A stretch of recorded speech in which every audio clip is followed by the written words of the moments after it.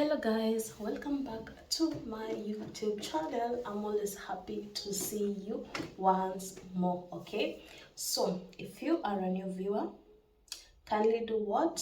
Subscribe. Those people who love watching without subscribing, what are you waiting for? This is the time. You don't want to miss anything.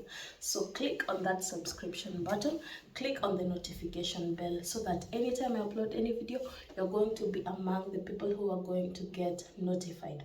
And guys, you can actually become my members, okay, by joining my membership. Okay, there is a fee of every month that will be deducted from you. It's not a lot, just a little. You can join in and I will be putting on videos exclusive for you, my lovely members. Okay, so what you do is click on that join button. You see it, that one which is in black. I don't know if it is in black on your side. You click on it and then you'll see the kind of membership packs that I have. Okay, so without forgetting my Temu code, tag to 5041. If you wish to shop online using Temu, use my code and then you're going to get an amount deduction, okay, from your shopping cart. Okay, who doesn't want a discount? Who doesn't Anyway, today we're going to talk about the differences between the Kenyan schools and the German schools. Okay, the differences that I have seen, I have learned. Yeah, so if I miss something or if I misinterpret anything, I always say feel free to write down in the comment section. I'm open to correction.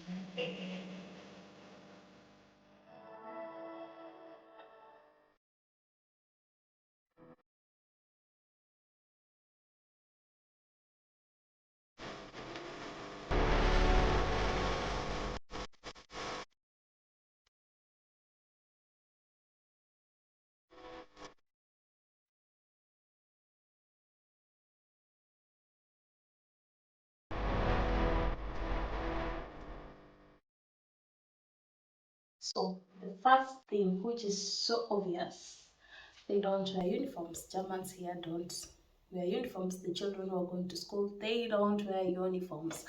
It's not like back at home we have this kind of uniforms. We have these ones, we have these ones.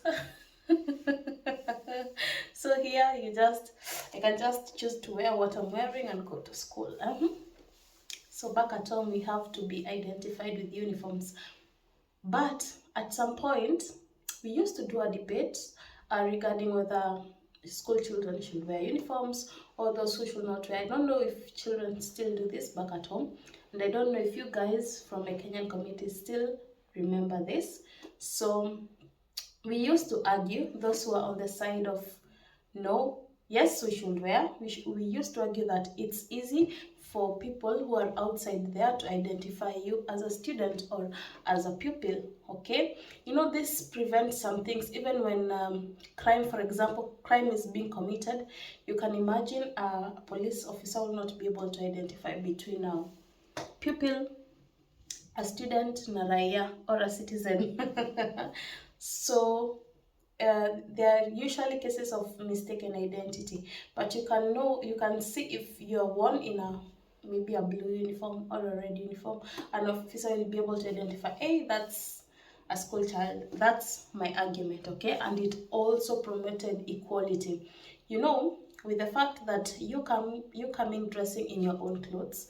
You know, we have the posh kids who come from posh families, we have the middle class, and we have the lower class.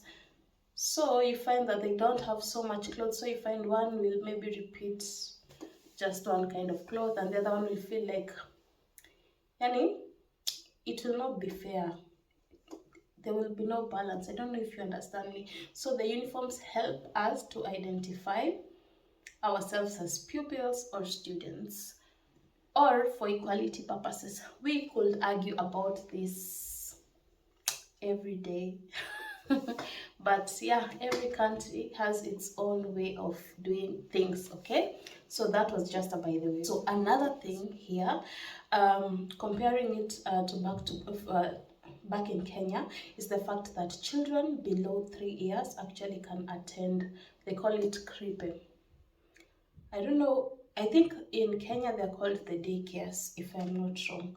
So below 3 years, that means even a 6 months old baby, if the mom has to work, they usually bring them to creepy. But I've never seen for 6 months. The most I've seen is from 11 months, 1 year. So, but as low as 6 months, people say that, but I don't know how true that is, because personally I've never had a friend even who has done that. Okay, so and now from 3 years to 6 years they go to kindergarten or kita. Okay, so you find back at home, definitely we have daycares, but you will have to pay also for these daycares. Okay, so but most parents do not take their children to daycares. What we do is that back at home you have your parents, you have your aunts, you have your family there. So what you do, if you have to work, you have your mom there who maybe is able to take care of your child. You always have a person that you can leave your child with. Okay, so we usually say back at home your child is for the community. Huku mtoto ni wako. You arrange yourself with your own child. Okay, you find the way out. Back at home you have the community at hand. Okay, and I think that applies to most of the African countries. Another thing is the fact that children who are in primary school, they attend between 20 to 30 hours in a week. This meaning that your child can come at home at around 11:30 or 12 or 12:30 at most. So you find that if you are to work here, it's usually difficult because you have to work for 8 hours. So maybe if you're going to work, you have to start work at around 7. Maybe the work is supposed to go until 4 p.m. or 3 p.m. if my maths is okay. So you find that you have like 3 hours. Your child came actually home earlier. 3 hours you are not there. So you'll have to always think of a way and how you're going to do that. It's usually, having children here is usually a task that you must be prepared for. Okay, so you must have maybe somebody at home, because also Germany with the law that you're not supposed to leave your children just like that, especially those who are below 14. Leaving them at home anyhow is not good. There must be an elderly person at least at home. So if you have a partner, that's usually an okay, because you can try and balance the kind of shifts that you're going to do in your work. But can you imagine a single mom, how they do it, how a single dad, how they do it? Yani, it's not easy. Okay, so that's another thing. If you compare back at home, definitely it's totally different, because the children usually come at around, if I remember well, at around 3 p.m. Okay, now with the kind of education system, it's no longer 844. I don't know, it's 66466. I don't know. I'm not pretty sure the kind of system that there is right now. When I hear, my nephew usually goes home at around 4 p.m. at home. So I think that's the time now when children are going home.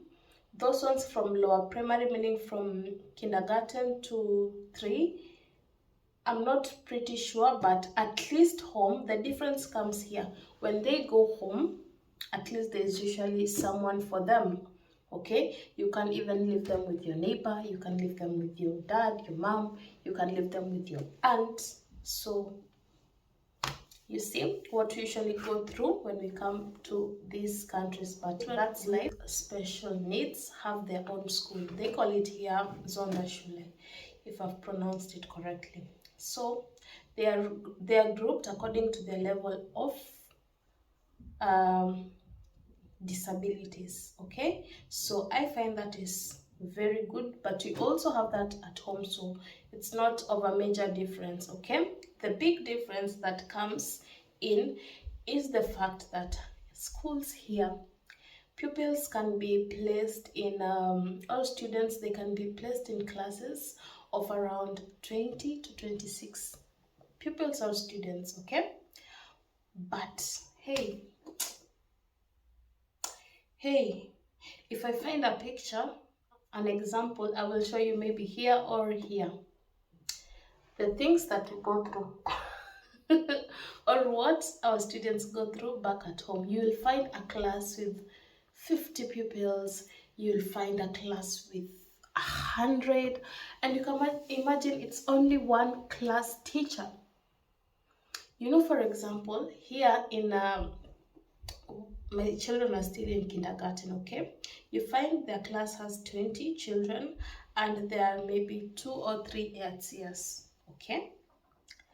And I've had friends of mine, their children, their classes are not even up to 20 students, or even not even up to 25. So I think that is so good, because the teacher, whichever teacher, English, Kiswahili teacher, a girl, they have time to understand each and every pupil. Every class teacher has time to know that, hey, this child is like this one has this weakness. But you can imagine a class teacher with over 100 children in one class. I don't know how they manage that. I hope our government works on that, because I find that so terrible. Because you find that a teacher concentrates more on the students who are fast learners. So those who are slow learners, they end up being forgotten. Yeah, I'm talking this from experience. There are subjects that it could take some time before I could understand anything. And there are some subjects I was like this. So you find a teacher maybe does not have time to explain for you. He will go, or she will go for the students who have learned so fast, and then they tell them show the others. That is what they used to do, okay? So that is bad, but I hope with time things will change. So have you learned something new? Is there something that I've left out? Kindly feel free and write down in the comment section. Guys, more couple videos. Hey, you don't want to miss anything. More. We will be giving you back to back, okay? Also, so watched my video until this point. I appreciate your support so much. So until my next episode, bye.